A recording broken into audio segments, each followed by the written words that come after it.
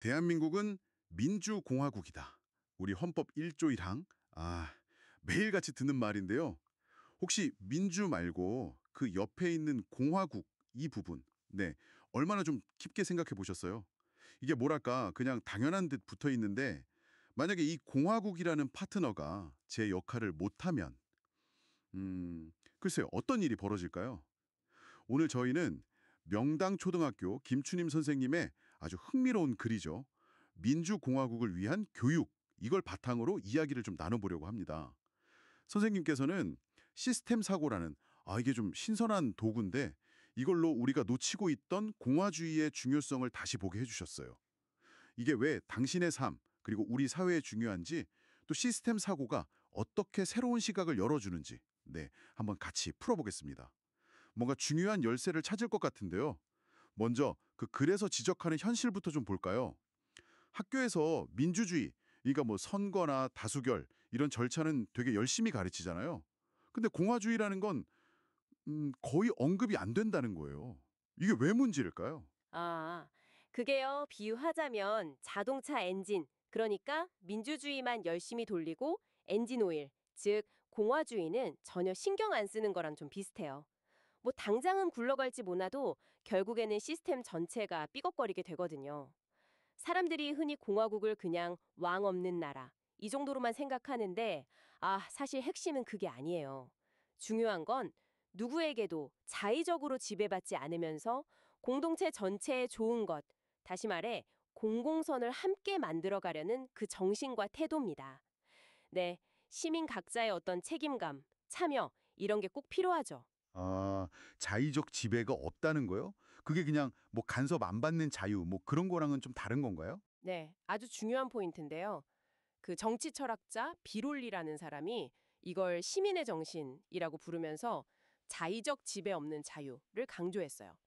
이게 그냥 나를 좀 내버려도 이런 식의 어떤 자유주의적인 자유하고는 결이 좀 다릅니다. 공화주의적인 자유라는 건 공동체 안에서 서로 동등한 시민으로서 누군가의 어떤 변덕이나 예측 불가능한 힘에 휘둘리지 않는 상태. 이걸 의미해요. 이걸 시스템 용어로 좀 바꿔 말하면 단순히 상호작용을 줄이는 게 아니라 그 상호작용의 규칙 자체가 힘의 불균형을 막도록 잘 설계되어야 한다는 거죠. 여기서 이제 시스템 사고가 등장하는군요. 그 요소들이 서로 어떻게 연결되고 영향을 주고받는지 그 전체 그림을 보는 방식.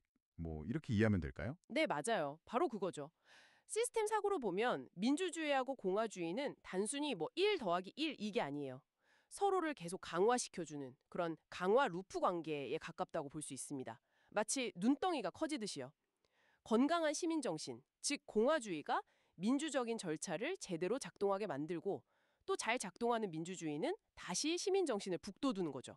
네, 이 연결이 아주 중요해요. 음, 그렇군요. 그럼 만약에 공화주의, 그러니까 그 시민 정신이라는 오일이 좀 부족하면 어떤 문제가 생길까요? 그래서는 여러 가지 문제를 지적하는데요.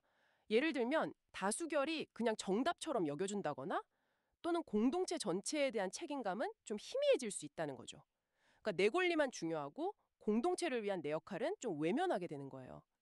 이걸 시스템 관점에서 보면 이건 마치 단기적인 이익, 예를 들어 개인의 편리함만 줬다가 장기적으로 공장을 망가뜨리는 오염, 즉 공동체 약화는 그냥 무시하는 그런 비지속적 시스템과 같아요.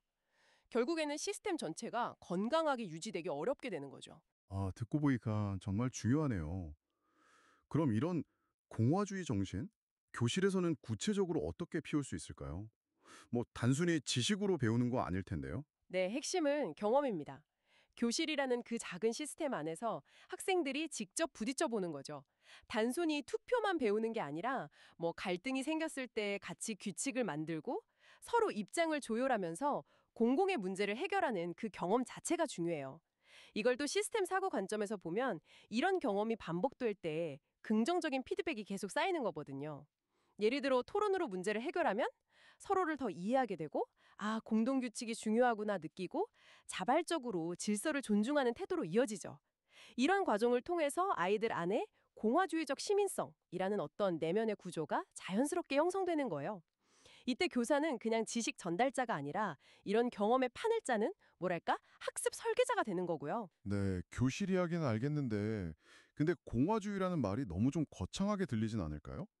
뭐 보통 사람들의 일상하고는 좀 거리가 멀어 보이기도 하고요. 전혀 그렇지 않습니다. 이게 무슨 뭐 대단한 정치 이론이라기보다는 삶의 태도에 훨씬 가깝거든요. 그래서도 강조하듯이 가정, 직장, 뭐 동네 같은 우리가 속한 모든 공동체에서 사실 실천될 수 있어요. 예를 들어서 마트에서 장바구니 쓰는 거요. 이걸 그냥 환경보호 차원을 넘어서 한번 생각해 보면 어떨까요? 나 하나의 편리함 대신에 우리 공동체의 지속 가능성이라는 시스템 전체를 고려하는 선택이잖아요. 네, 바로 이게 작은 공화주의적 실천인 거죠. 그 아돌프 가스라는 학자가 이런 말을 했어요. 민주주의는 법이나 제도가 아니라 국민 정신에 관한 것이다. 이게 시스템 사고의 통찰과 정확히 맞아떨어져요. 아무리 좋은 제도라도 그 안에 있는 사람들이 시스템 전체를 보지 못하고 또 서로에게 긍정적인 영향을 주려는 마음, 즉 피드백이 없다면 제대로 작동하기 어렵다는 겁니다. 네, 오늘 우리는 민주공화국의 그 절반, 공화국의 의미를 시스템 사고라는 렌즈로 한번 새롭게 봤습니다. 공화주의는 공동선을 위한 시민 정신이고 이게 민주주의와 서로 영향을 주고받으면서 우리가 속한 시스템 전체의 건강을 좌우한다는 걸 알 수 있었죠.